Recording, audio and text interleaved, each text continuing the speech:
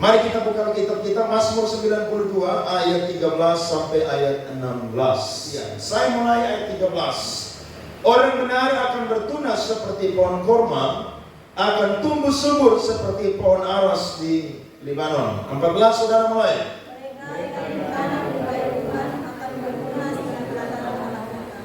Pada masa tua pun mereka masih berbuah, menjadi gemuk dan segar. Sama-sama untuk memberitakan bahwa Tuhan itu benar, bahwa Ia gunung batuku dan tidak ada kecurangan padanya. Beri tepuk tangan saudara-saudara untuk firman Tuhan ini.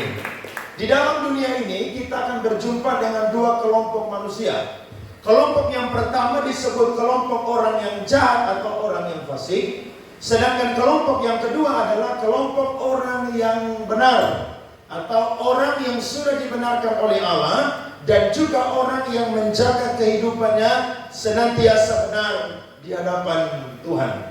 Alkitab dengan terbuka saudara-saudara atau dengan jujur itu mengkontraskan atau membandingkan ataupun juga membuat satu ilustrasi tentang bagaimana perbedaan kehidupan dari orang fasik dan juga orang benar. Kalau saudara lihat dari Mazmur 92 ayat yang ke-8, firman Tuhan berkata, apabila orang fasik bertunas seperti tumbuh-tumbuhan dan orang-orang yang melakukan kejahatan berkembang, ialah supaya mereka dipunahkan untuk selama-lamanya. Ternyata orang benar bukanlah tumbuhan, tetapi orang benar adalah pohon. Apa bedanya dari tumbuhan dan pohon? Tumbuhan itu sesuatu yang bertumbuh dengan cepat, apalagi kalau musim hujan, seperti rumput, seperti bunga rumput, saudara, itu munculnya cepat sekali. Tapi tanaman ini akan cepat juga untuk punah. Dia bagus, dia indah dipandang karena memang cantik, elok dilihat. Tapi ternyata bunga atau rumput yang indah dilihat itu bertumbuh cuma hitungan waktu. Setelah itu maka dia akan kering, kemudian dia akan dicabut dan dia akan dibuang ke dalam api. Tetapi orang benar, Mazmur menggambarkan seperti pohon. Saudara punya pohon di rumah, minimal pohon mangga, atau tidak ada pohon sama sekali, minimal pohon beringin. Saudara tahu pertumbuhannya sangat lambat sekali. Tapi ketika dia bertumbuh, maka pohon itu akan menjadi pohon yang sangat kuat, sangat kokoh. Bahkan kalau pohon itu pohon yang menghasilkan buah, maka dia pun juga akan menghasilkan buah. Nah, Mazmur menggambarkan dari teks yang kita baca, bagaimana kehidupan orang benar itu seperti dua pohon yang baik. Pohon yang pertama disebut dengan pohon korma. Di daerah kita tidak ada pohon korma dan buah korma. Tapi di daerah Timur Tengah, pohon ini sangat banyak dijumpai. Ketika orang-orang mengembara di padang gurun, padang pasir di Timur Tengah, mereka itu akan bersuka cita ketika mereka berjumpa dengan yang namanya pohon korma. Kenapa mereka bersuka cita? Karena mereka yakin di mana ada pohon korma, pasti di situ ada yang namanya oase atau mata air. Saudara ingat ketika orang Israel keluar dari Mesir, mereka tiba di dua tempat. Tempat yang pertama bernama Mara dan tempat yang kedua bernama Elim.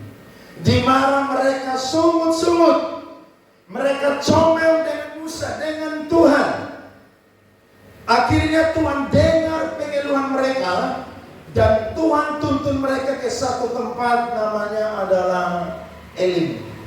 Ketika mereka sampai di sana, maka mereka menemukan pohon korma dan juga mata air yang sangat berlimpah di sana. Coba lihat Keluaran 15 ayat 27. Perhatikan di depan. Sesudah itu sampailah mereka di Elim. Di sana ada 12 mata air dan 70 pohon korma. Lalu berkemahlah mereka di sana di tepi air.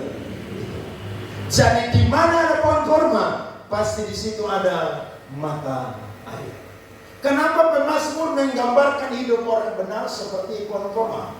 Kalau saya dan saudara belajar tentang pertumbuhan atau bertunas atau berbuahnya pohon korma, maka kita akan menemukan pohon ini sangat unik sekali. Yang pertama, dia ditanam di daerah yang panas terik. Dia ditanam di daerah yang curah hujannya sangat sedikit. Tapi walaupun dia tidak ditanam di daerah yang subur atau daerah yang dingin yang curah hujannya banyak, justru disitulah pohon itu akan bertumbuh. Bagaimana saudara dia bisa bertumbuh? Ketika benih dari pohon korma itu ditabur, maka pohon korma ini dia akan terus mencari mata air saudara sampai kedalaman tertentu.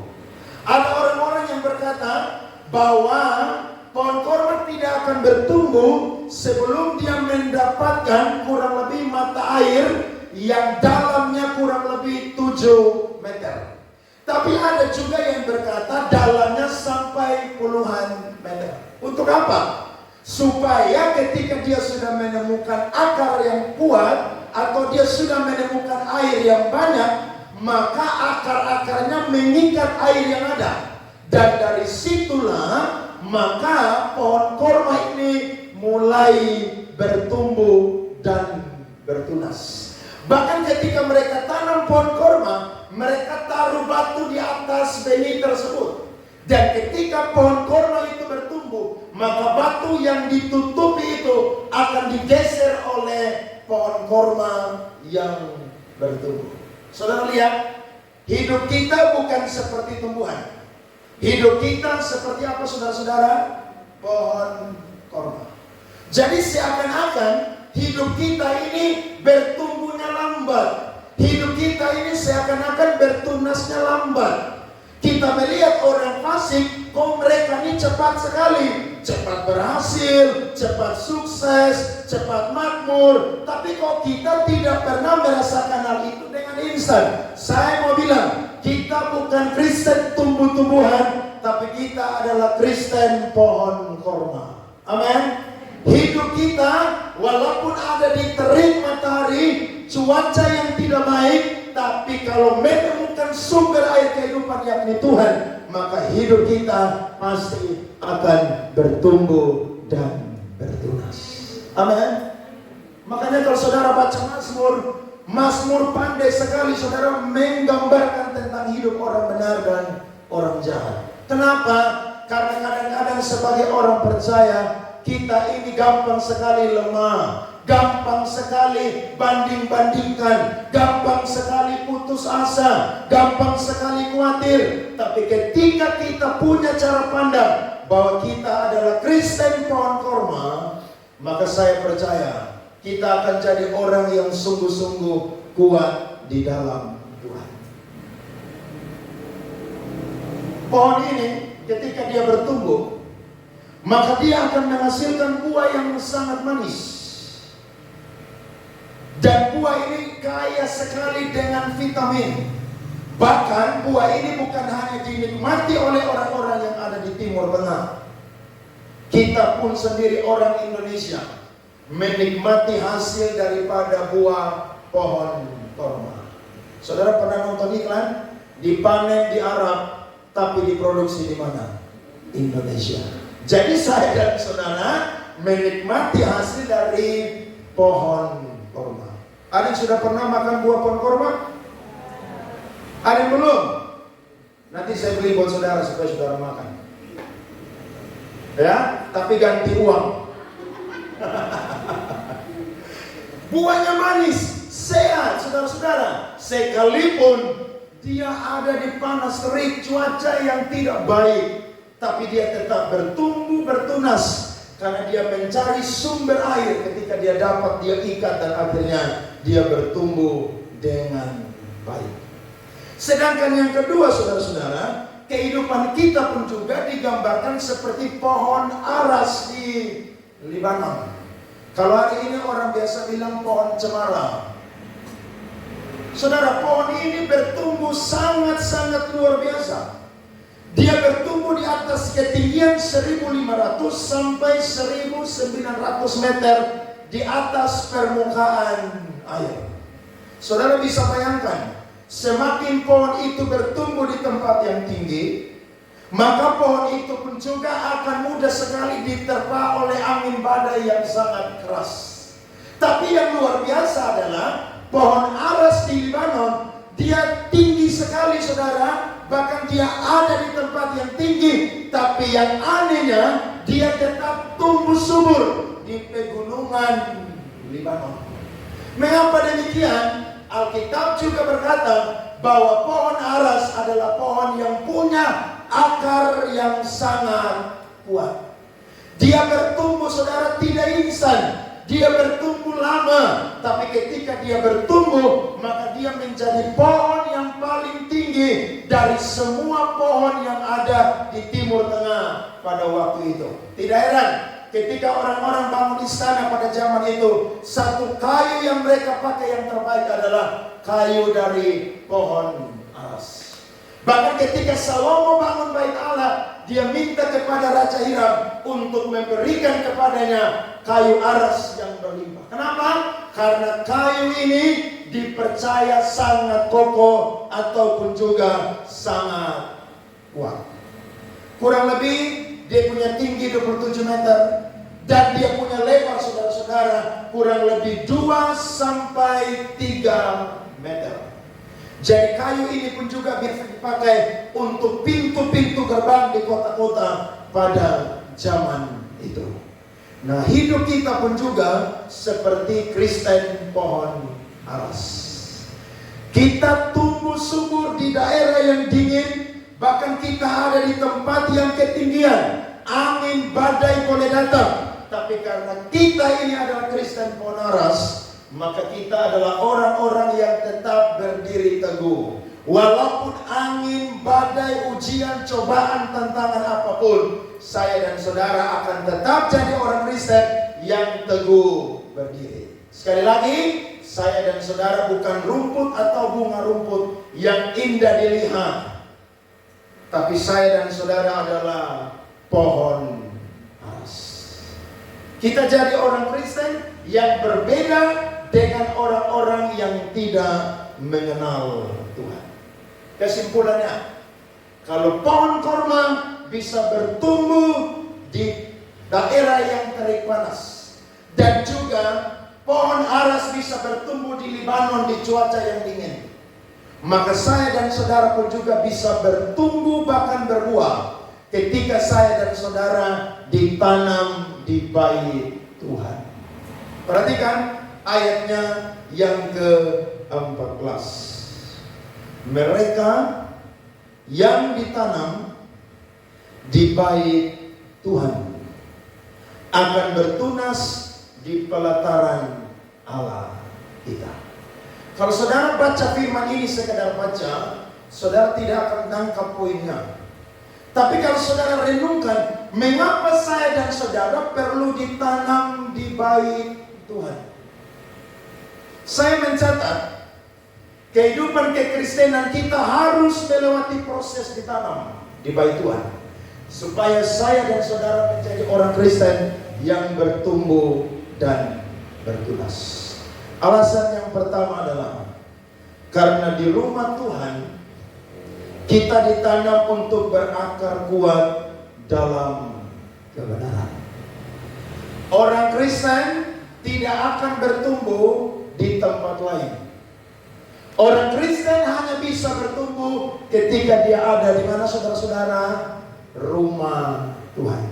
Ini bukan bicara sesuatu atau kita sebagai bait Allah, tapi ini bicara tentang bangunan, saudara-saudara. Orang Yahudi punya satu tempat ibadah, namanya adalah sinagog.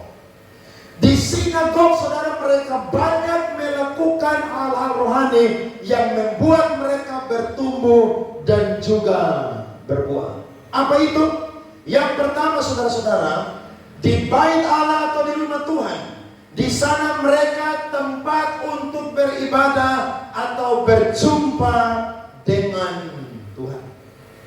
Orang Yahudi tidak akan berjumpa Tuhan di lain tempat selain di bait Tuhan. Makanya saya dan saudara, kenapa ada gereja?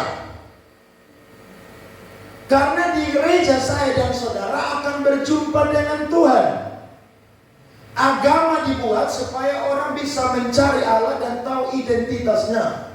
Tapi saya mau berkata, sekalipun orang beragama, tapi kalau dia tidak pernah ada di rumah Tuhan, maka dia akan menjadi orang Kristen yang tidak akan bertumbuh dan berbuah. Kita perlu ditanam di bait Tuhan, atau kita perlu untuk hidup di rumah Tuhan. Lihat, Mazmur 122 ayatnya yang pertama berkata, nyanyian Syara Daud, aku bersukacita ketika dikatakan orang kepadaku, mari kita pergi ke rumah Tuhan. Mengapa Daud itu tertarik datang ke rumah Tuhan? Karena di rumah Tuhan Daud bisa berjumpa dengan Tuhan. Ada banyak orang Kristen ajak, besok ke gereja yuk. Aduh maaf, besok saya ada acara ini, acara itu. Oke, minggu depan ayo ke gereja yuk. Aduh maaf, saya udah janjian. Saudara tahu, semua orang punya 1001 macam alasan. Nah, orang demikian, saudara, orang yang tidak akan mengalami pertumbuhan dan buah karena dia tidak pernah ditanam di rumah Tuhan. Orang kalau berhasil, dia harus ada di rumah Tuhan untuk mendapatkan pengajaran dari Tuhan. Kalau orang yang hidupnya, saudara-saudara, ditanam di bait Tuhan, ketika dia diajak beribadah, ajak ke gereja, ajak melayani, dia akan sukacitanya luar biasa. Kenapa? Karena di rumah Tuhan akan berjumpa dengan Tuhan. Kalau saudara hari Minggu diajak, ayo pergi main golf yuk, saya yang bayar. Nanti habis main golf saya yang traktir. Saudara pilih mana? Pergi main golf, pulang dapat traktir, atau datang gereja? Saya yakin kalau saudara menjadi orang yang tidak ditanam di bait Tuhan, saudara akan pilih begini, saya akan pergi main golf, pulang saya ditraktir makan, nanti gereja minggu depan aja. Saudara, jangan pernah main-main dengan hari yang Tuhan sediakan. Satu hal yang paling berharga dalam kehidupan orang Yahudi adalah hari Sabat. Lihat Palestina, Hamas bom Israel, bunuh tangkap orang-orang hari Sabat. Harusnya orang Israel langsung balas hari itu juga tuh. Tapi kenapa mereka tidak balas?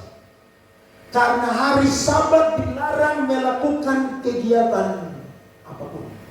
Saudara lihat, mereka sangat menghormati hari yang sudah Tuhan sediakan. Mereka tahu bahwa hari Sabat mereka harus ada di sinagog atau rumah Tuhan. Berapa banyak orang Kristen hari Minggu tidak mau datang gereja? Nanti bulan depan saudara percaya semua gereja akan penuh. Kenapa? Karena Natal, bulan Desember. Orang begitu Kristen model begitu, itu Kristen yang tidak ditanam di rumah Tuhan. Itu cuma sekedar Kristen KTP. Makanya saya selalu bilang ulang-ulang, model begitu Tuhan datang, KTP-nya yang recur atau terangkat. Pemilik KTP itu tinggal di dunia ini. Jadi jangan bangga, saya Kristen Protestan. Ingat, Tuhan datang, Tuhan tidak pernah bawa agama. Bahkan Tuhan datang, Tuhan pun juga tidak selamatkan hanya orang Kristen saja, tapi semua orang yang percaya dalam hati, mengaku dengan mulut Yesus Kristus adalah Tuhan dan Juru Selamat, bahkan hidupnya menyenangkan Tuhan, dialah yang akan berjumpa dan hidup bersama dengan Tuhan. Amin. Jadi ayo ditanam di rumah Tuhan. Kata ibadah dalam bahasa Ibrani menggunakan kata aboda. Itu mengandung dua pengertian. Yang pertama, perbuatan untuk menyatakan bakti kepada Allah yang didasari ketaatan, mengerjakan perintahnya dan menjauhi larangannya. Jadi bukan sekadar ada di gereja, tapi ikut perintah Tuhan dan menjauhi larangan yang sudah Tuhan tetapkan. Arti yang kedua adalah segala sesuatu, termasuk pelayanan yang dilakukan oleh manusia untuk memuliakan Tuhan sebagai respon terhadap keselamatan yang telah diterima. Ada banyak orang ditanya, kenapa kamu mau melayani Tuhan? Ada yang jawab, karena saya bisa main musik, saya bisa nyanyi. Itu bukan jawaban yang tepat.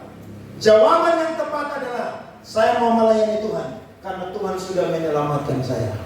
Saya tidak bisa balas Tuhan punya pengorbanan dengan apapun juga, selain saya persembahkan hidup dan talentaku untuk melayani, menyenangkan Tuhan. Amin. Yang kedua adalah, baik Allah atau rumah Tuhan adalah tempat saudara-saudara untuk mendapatkan pengajaran firman Tuhan. Ulangan 31 ayat 24 sampai 26. Ketika Musa selesai menuliskan perkataan hukum Taurat itu dalam sebuah kitab sampai perkataan yang penghabisan, maka Musa memerintahkan kepada orang-orang Lewi, pengangkut tabut perjanjian Tuhan, demikian: ambillah kitab Taurat ini dan letakkan di samping tabut perjanjian Allahmu, supaya menjadi saksi di situ terhadap engkau. Bahkan dalam zaman gereja mula-mula, orang-orang petobat-petobat baru, mereka berkumpul di bait Allah untuk apa? Mendapatkan pengajaran firman Tuhan. Ada orang bilang begini, saya tidak perlu ke gereja, saya di rumah aja tinggal buka YouTube, nonton pendeta khotbah. Betul.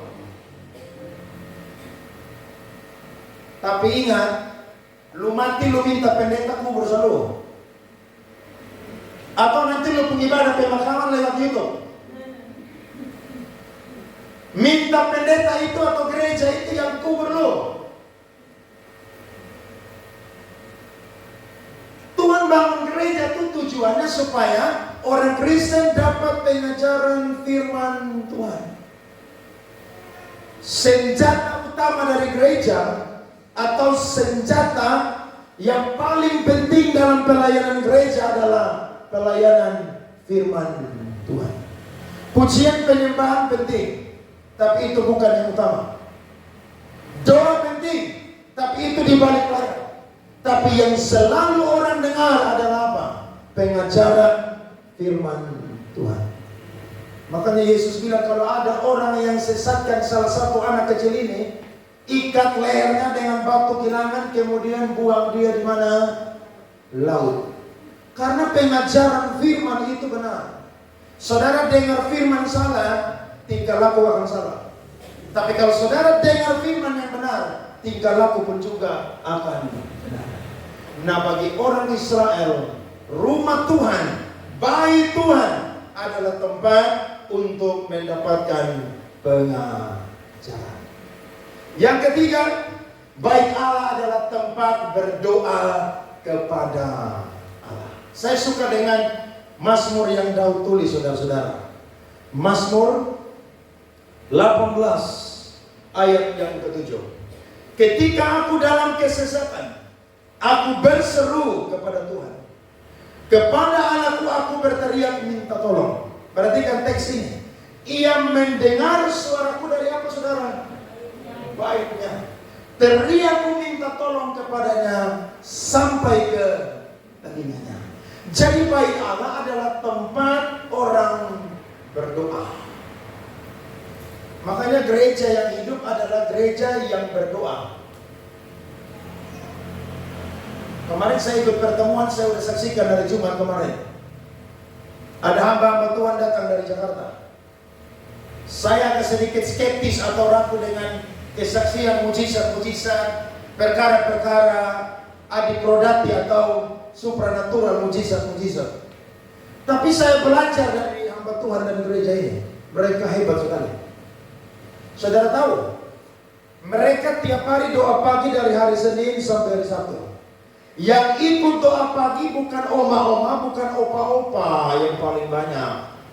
Tapi yang ikut doa pagi jam 5 pagi adalah anak-anak muda.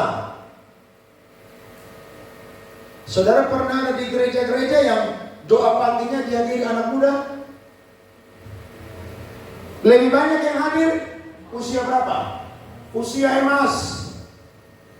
Yang udah 50 ke atas, 60 ke atas, itu yang ikut doa. Yang muda-muda ngapain? Tidur. Tapi yang luar biasa, gereja ini yang paling banyak ikut doa, 70-80% adalah apa? Orang-orang muda. Berarti ini gereja hidup. Ada banyak gereja sekarang tidak pentingkan doa lagi.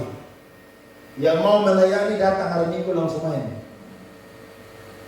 Makanya saya selalu ingatkan, saudara mau melayani harus ikut doa. Biar saudara main sampai mental gitar, putus keyboard, tak angka semua, drum, pizza, tabala. Tapi kalau saudara tidak berdoa dengan Tuhan, tidak akan pernah dapat urapan daripada Tuhan. Tapi biar saudara pakai alat yang terbatas, main yang terbatas. Tapi kalau ada hadirat Tuhan dalam kehidupan saya dan saudara, orang yang buat Tuhan rasakan hadirat Tuhan. Saudara ingat tahu, ketika Saul itu dirasuki oleh roh jahat, dia panggil Daud. Untuk apa sih? Supaya Daud main kecapi. Mengapa iblis bisa pergi dari Saul? Apakah karena kecapi yang mahal harganya? Atau kecapi yang bermerek? Atau Daud punya permainan yang bagus? Itu nomor sekian. Tapi yang paling pertama adalah Daud orang yang diurapi oleh Tuhan.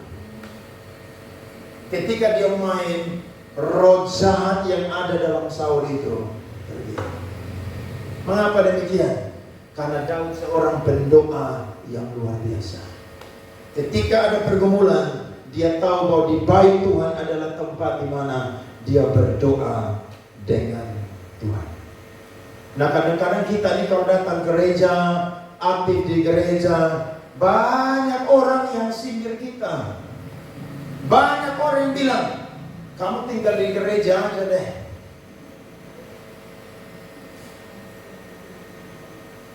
Tiap hari saya lihat kamu di gereja terus. Senin kamu bilang ada doa di gereja. Selasa kamu bilang ada rapat di gereja. Rabu kamu bilang ada ibadah di gereja. Kamis kamu bilang ada doa pergumulan di gereja.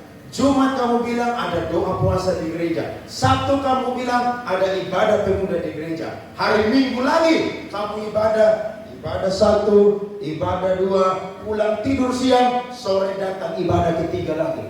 Tiap hari kamu ada di gereja aja. Bukan berarti saudara pengangguran, bukan. Tapi kalau orang yang ditanam di bait Tuhan, dia cinta akan rumah Tuhan. Amin. Ingat, Yesus bola-balik itu meja-meja yang ada di bait Allah. Kenapa? Karena Yesus tidak mau rumahku dijadikan apa? Sarang penyaman. Tidak heran ketika Yesus lakukan itu, murid-muridnya ingat begini, cinta akan rumahmu menghanguskan apa? Aku. Kenapa? Karena mereka tahu di rumah Tuhan adalah tempat di mana mereka bisa berjumpa dengan Tuhan. Amin. Harus cinta rumah Tuhan. Makanya saya senang kalau ada jemaat yang setia dengan Tuhan sampai tua, sampai mati, dia selalu ada di gereja. Dulu melayani dengan baik, selalu tampil di depan. Tapi ketika dia udah tua, dia berkata, saya tidak kuat lagi berdiri. Biar saya jadi pendoa di belakang layar saja, tapi tetap melayani Tuhan. Saudara, kalau kita iring Tuhan, dunia tidak akan pernah sepakat dengan kita. Kalau saudara senantiasa ada di rumah Tuhan, dunia tidak akan pernah sepakat untuk saya dan saudara ada di rumah Tuhan. Tapi walaupun demikian, harus tetap cinta akan rumah Tuhan. Mazmur 69 ayat 8 sampai 10. Lihat firman ini. Saudara belajar firman Tuhan ini. Mazmur 69 ayat 8 sampai 10. Lihat, sebab oleh karena Engkaulah aku menanggung celah, noda meliputi mukaku. 8. Aku telah menjadi orang luar bagi saudara-saudaraku, orang asing bagi anak-anak ibuku. Ayat 9. Sebab apa? Sebab apa, saudara? Cinta untuk rumahmu menghanguskan aku, dan kata-kata yang mencela engkau telah apa? Menimpa aku. Ayat 10. Sudah? Oke, saudara lihat apa? Mengapa Daud dibenci saudara-saudaranya? Mengapa mereka anggap Daud ini bukan keluarga, orang di luar rumah? Karena Daud punya kesukaan, salah satunya adalah apa? Selalu ada di hadirat Tuhan.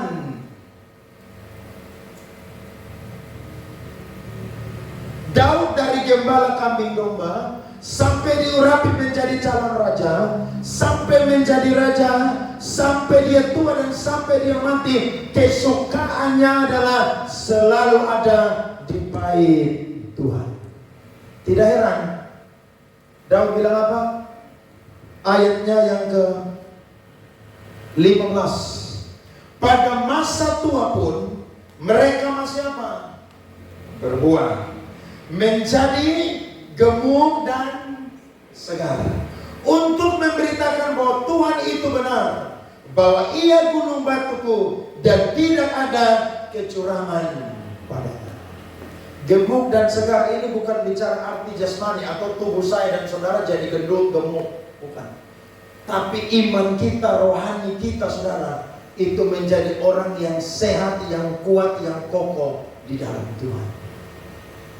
Pemazmur juga berkata, didiklah orang muda menurut jalan yang harus ditempuhnya. Supaya apa? Supaya pada masa tuanya pun juga dia tidak akan pernah menyimpang dari apa? Kebenaran. Jadi saya dan saudara perlu ada di rumah Tuhan. Jadi kalau saya undang saudara, ayo ibadah ya di gereja, saudara jangan bilang, aduh ibadah lagi di gereja, uang bemo habis, uang bensin pertalite habis. Berarti saudara tidak cinta rumah Tuhan. Kalau ada kegiatan di gereja, saudara tahu bahwa itu adalah ibadah korporat atau ibadah bersama. Kalau saudara tidak sibuk, saudara datang untuk di rumah Tuhan beribadah bersama-sama. Kenapa? Karena itu bukti saya dan saudara cinta akan Tuhan.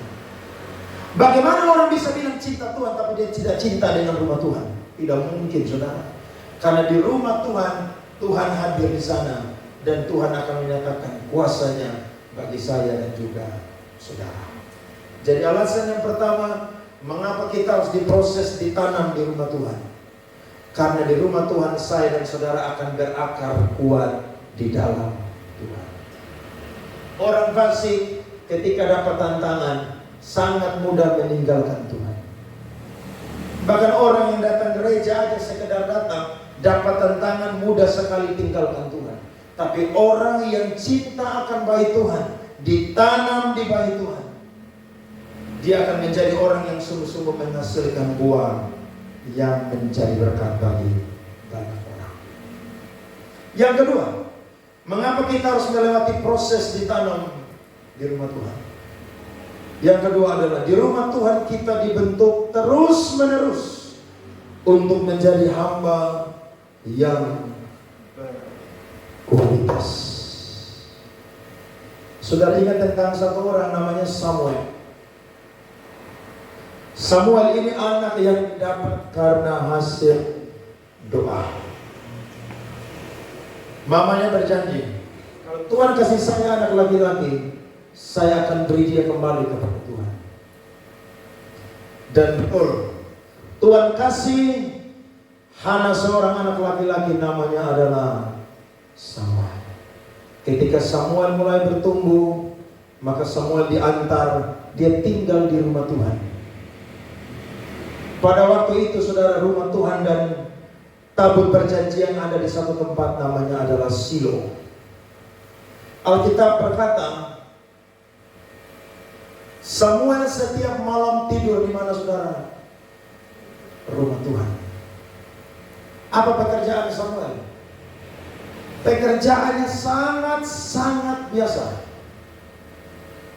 Dia selalu jaga lampu atau nyalakan lampu yang ada di rumah Tuhan. Setiap sore dia akan bakar lampu itu untuk tetap menyala di rumah Tuhan. Satu ketika dia tidur, maka ada suara yang datang panggil, Samuel, Samuel. Dia langsung kaget dan dia bangun. Dia ketemu Imam Eli. Dia berkata, ya Bapak, apakah Bapak memanggil aku? Dia berkata, Imam Eli berkata, tidak.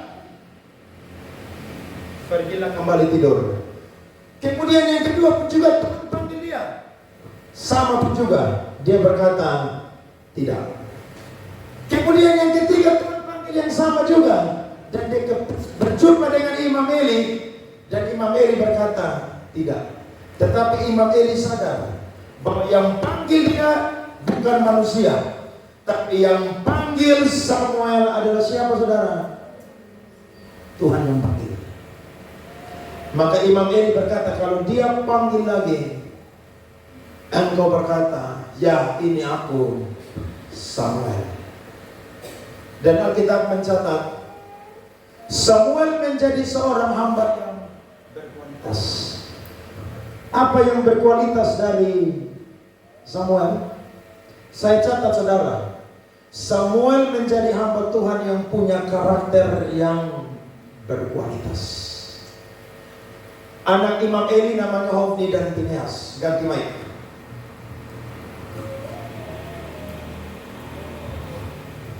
Hofni dan Pinehas ini kurang ajarnya minta ampun. Ketika daging-daging persembahan itu dipersembahkan, belum dikhususkan untuk Tuhan, mereka udah ambil. Bahkan perempuan-perempuan yang melayani di rumah Tuhan, mereka tidur dengan itu perempuan-perempuan. Tapi saudara tahu, Samuel menjadi hamba Tuhan yang punya karakter yang berkualitas. Dia menghormati Tuhan, dia menghormati Imam Eli, dan dia pun juga menghormati kekudusan daripada pelayan-pelayan perempuan yang melayani di rumah Tuhan. Mengapa Samuel bisa menjadi seorang hamba yang berkualitas? Karena dia bukan sekedar ada di bait Allah, tapi dia ditanam di rumah Tuhan.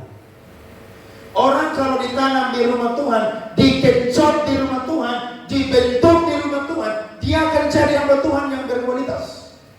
Kalau saudara jadi hamba Tuhan yang hari ini muncul, nanti langsung dipakai Tuhan, tiba-tiba langsung hilang, oh saudara tidak pernah melewati proses ditanam oleh Tuhan tuh. Belum pernah. Mudah sekali.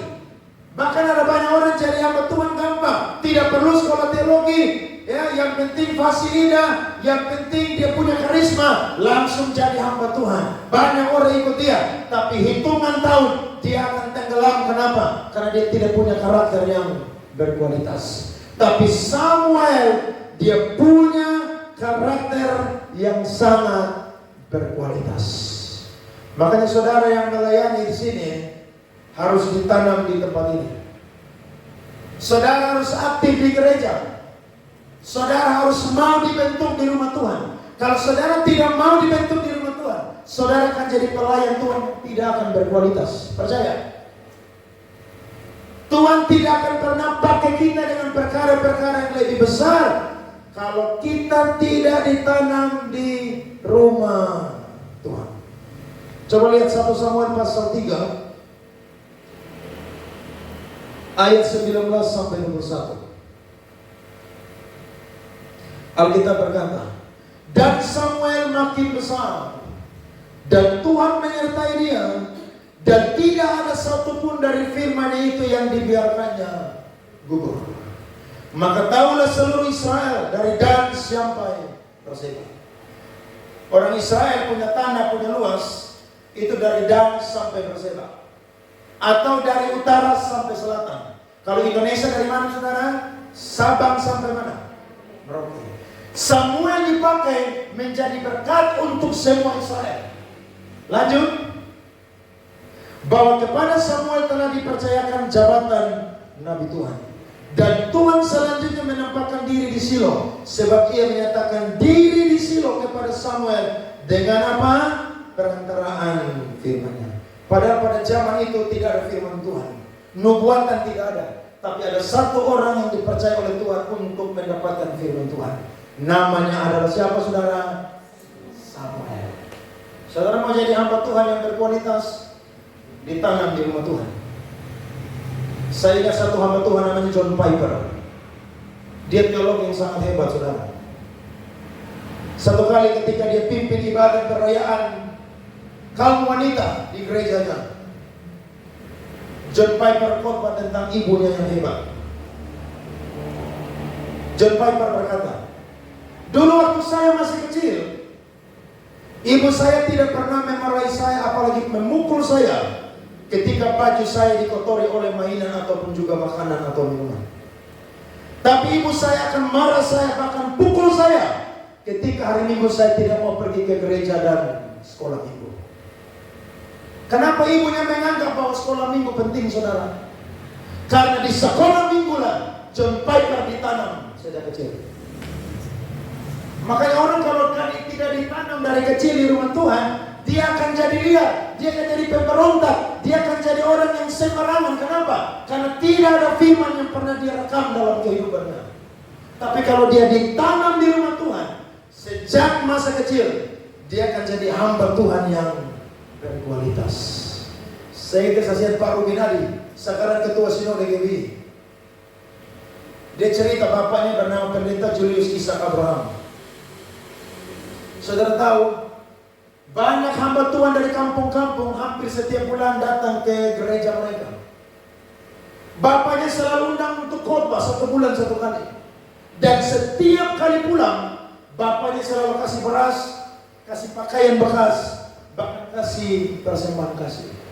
Pak Rubin tanya, ayah, kenapa kok hamba Tuhan dari desa selalu diundang untuk khotbah di tempat kita? Bahkan pulang kasih beras, kasih baju dan kasih uang. Pak Julius berkata, nanti kamu besar kamu akan tahu. Saya didik kamu jadi hamba Tuhan yang berkualitas. Dan tidak heran, hari ini beliau jadi ketua Sinode GBI 2 periode. Bahkan menjadi salah satu anggota dari gereja yang ada di bangsa-bangsa. Mengapa demikian? Karena dibentuk, ditanam, diproses di rumah Tuhan. Saya sudah saksikan ulang-ulang. Kita sekolah teologi itu, saudara, tinggal di asrama itu 3 lantai. Bangun pagi, biston pagi. Habis biston pagi, saudara, sapu pelen asrama. Lantai 1 sampai lantai 3, pendeta punya mobil, punya motor, cuci semua. Bahkan kampus, saudara, bersihkan. Apalagi sampai tempat praktek hari Sabtu, nginap di rumah hamba Tuhan, bersihkan rumah hamba Tuhan, bersihkan gereja. Apalagi kalau gereja di kafe-kafe, saudara, aduh, saudara bersihkan, ada bir bintang, ada rokok, ada minuman keras di sana. Sapu pel, sebelum ibadah sapu pel, habis ibadah sapu pel. Kenapa? Malam orang pakai lagi. Saudara sanggup? Makanya saya mau lari waktu itu, tidak mau. Kenapa? Jadi hamba Tuhan berat. Tapi hari ini baru saya mengerti, orang yang ditanam di bait Tuhan, dia akan jadi hamba yang apa? Berkualitas. Seperti Samuel, orang lain tidak dapat kepercayaan, tapi Samuel dapat kepercayaan. Ada amin? Saudara mau jadi pelayan yang berkualitas? Bukan pelayan yang ecek-ecek, pelayan hanya lihat skillnya bagus, main musik bagus, suara bagus. Saya tidak pakai itu. Di kafe di luar sana masih banyak orang lebih hebat dari saya dan saudara. Tapi kenapa mereka tidak dipakai Tuhan melayani? Karena Tuhan pilih saya dan saudara supaya jadi hamba yang apa? Berkualitas. Ada amin?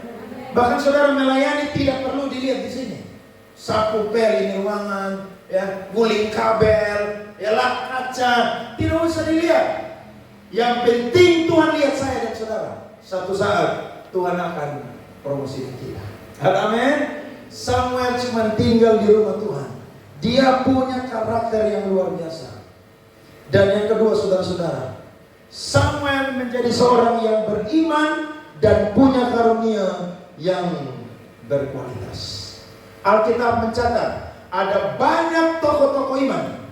Salah satunya pun juga adalah Samuel. Coba lihat Ibrani 11 ayat 32 sampai 34. Alkitab berkata, dan apakah lagi yang harus aku sebut? Tokoh iman banyak sekali. Sebab aku akan kekurangan waktu apabila aku hendak menceritakan tentang Gideon, tentang Barak, Simpson, Yefta, Daud, dan Samuel, dan para nabi. Ada banyak tokoh-tokoh iman yang penulis Ibrani angkat. Salah satunya adalah siapa? Samuel. Yang karena iman telah menaklukkan kerajaan-kerajaan, mengamalkan kebenaran, memperoleh apa yang dijanjikan, menutup mulut singa-singa, memadamkan api yang dahsyat. Mereka telah luput dari mata pedang, telah beroleh kekuatan dalam kelemahan, telah menjadi kuat dalam peperangan, dan telah memukul mundur pasukan-pasukan tentara asing. Siapa salah satunya? Samuel. Ada amin? Saudara mau ditanam di rumah Tuhan, makanya saudara jangan bilang di gereja itu enak, di gereja itu susah enak loh.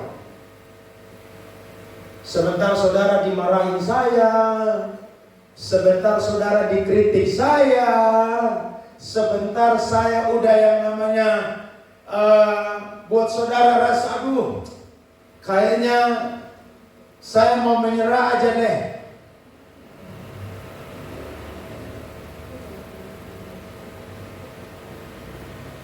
Kalau saudara lari, saudara tidak akan punya iman dan karunia yang berkualitas. Tidak akan. Karena namanya ditanam, saudara, pasti apa? Diam di tempat. Coba saudara tanam jagung nanti ya, mulai bulan Desember hujan ya. Saudara cabut, pindah lagi. Cabut, pindah lagi. Nanti bulan Maret saudara bakar jagung atau rebus jagung? Beli jagung. Kenapa? Karena cabut sebentar, tanam cabut. Tidak bisa. Tidak heran Yesus bilang, kalau saya dan saudara terhisap, rekat dengan ranting-ranting yang ada, cara-cara yang ada, maka saya dan saudara akan apa? Menghasilkan buah. Jadi yang namanya bertunas, bertumbuh dan berbuah harus melewati proses ditanam.